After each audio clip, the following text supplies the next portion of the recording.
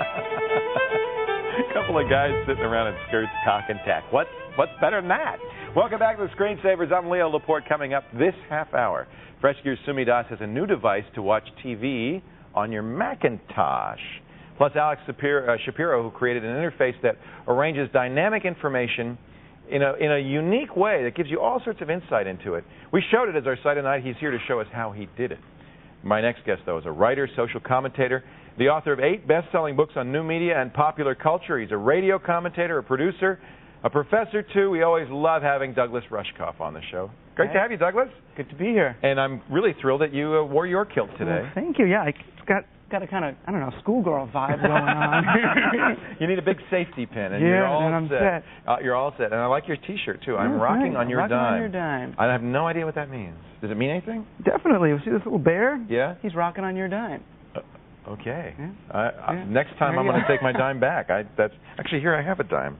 We were going to use this as a little prop here. I was just going to drop this on the floor over by Darcy and then have to pick it up. But that's later in the show. That'll keep him tuned. So this is the book. It came out finally. Last time you were here, it was online only. Exit Strategy by Douglas Rushkoff.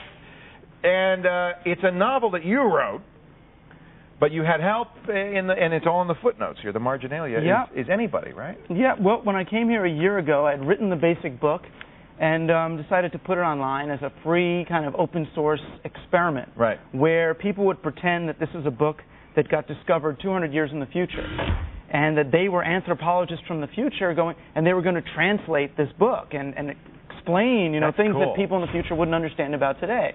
So it's this book about, well, what's now called infectious greed, the way the stock market took over the internet and all that. Timely book. It turned out to be, yeah. And they get to kind of have a laugh with me about it. Like what people from the future would think about what's going on today. Right, what they would think about what's going on and what the readers from the future would need to have explained to them and what they wouldn't understand. And apparently quite a bit. Oh, yeah, it was funny. How much traffic was there? Were there a lot of people? There was a lot. There were about 2,000 footnotes got added to the book. And these are real footnotes, real commentary. You don't have that many in here, of course. No, I took 100 of my own and about 120 from that were put on the site, and this is the first. They're fun. The first open source edition, and I could keep doing different ones, with different themes in them, taking more of those notes. It's a nice idea. I like the idea. You talk about, for instance, in here you have attention. You mentioned the word attention deficit disorder, which everybody in the early 21st century knows ADD, but obviously 200 years from now maybe they won't. And Sabina Samuels submitted her definition of attention deficit disorder. She says, this is again the people of the future, a diagnosis used to describe young men whose brains had developed a resistance to corporate programming. Right. I like that idea, right, that ADD is not a disease, but it's a way to not watch commercials. It was a defense. Right. Yeah, as it turns out. And, of course, that happens all the time. We discover new things, and we realize you can eat fat now. Who knew? Exactly, right. Right. So would you say this has been a success? Yeah, I think for me it was a huge success. One, it was a matter of letting go of a book I had written and letting other people completely recontextualize it, and take it apart and say different things about it. So it was a way of really surrendering authorship. Right. And it was also an experiment in sort of online collaborative narrative, in storytelling. You can't just start a story and say, all right, everyone, just add your piece, because say you were writing Star Trek, then one kid can come along and kill Spock, and then he's dead. Over. Then it's over. He's dead for everybody. So here was a way to sort of create the basic rules of storytelling and let other people play along. That's always been kind of my issue with this kind of collaborative fiction, is you're exactly right. But this way you had the spine already done, the backbone of the thing, and people were contributing. You mentioned Who Wants to Be a Millionaire, the TV show. Again, Sabina, she's good. Sabina Samuels annotates that for the people of the future. Who Wants to Be a Millionaire was still just a television game show at this time and hadn't yet grown into a church. I like that. Very funny. So the book, Exit Strategy, includes some of this commentary and is still on the web if you want to read all of the postings for all of the people. Would you do it again?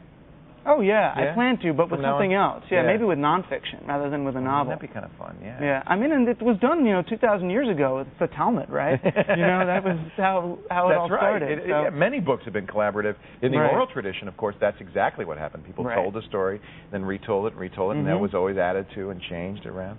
What do you think 200 years from now people are going to find most confusing about today? I think the thing that someone like an anthropologist coming from 200 years in the future in a time machine back to today, I think what they would have the most trouble with is advertising. I don't think they'd know Really? what the heck is it. You know, advertising really, most of us don't realize this, it only really started around 1910. Real advertising. It's new, yeah. It's the a Sears new catalog thing. and all that era, yeah. And I think it's a temporary thing, this idea of interrupting what's going on with, and now a commercial message. You know, I think it's going to change a lot. Yeah. I do hope you're right. We're going to find people are going to, you know, look at HBO. People would rather pay for media they like than have to be interrupted all the time. A lot of science fiction authors, Philip K. Dick included, see a future where it's all advertising all the time. You can't get away from it. Every single square inch of everything is covered with advertising. Well, I guess if everything's advertising, then it's not advertising. It's just what it is. Yeah. What other things do you think would puzzle them? Well, Kills. gosh, kills. Yeah, real specific things. Yeah, I mean, if you kill, maybe neckties. No kidding. What a stupid idea that is. I mean, yeah, that's based on something from, you know, like the clerk in the 17th century. And it's referential. It's not even what they neckties. wore in the 17th century, really. It's kind of almost a symbol of what they wore. It's a leftover, yeah. It's vestigial. It's like, well, it's this is meant to represent the neck scarf, but not really. Right. So for us, it's a dead metaphor. It represents something that we don't even know what it was.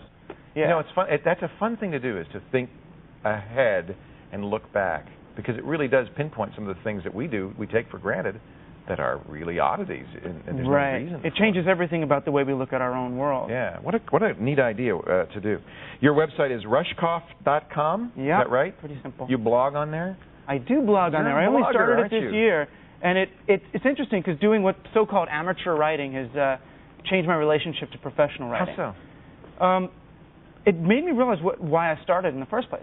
I wrote to express myself, you know, and when I write a blog that nobody's paying for, you know, that there's no commercial value to it, essentially, I can write for me again. Say whatever you want. Yeah, and then it ends up actually appealing more to people, you know. Now, here, you're a professional writer. For me, as an amateur doing a blog, I feel very self-conscious. It seems very self-absorbed. I mean, it's all about me and my opinions about the world. Was that difficult for you?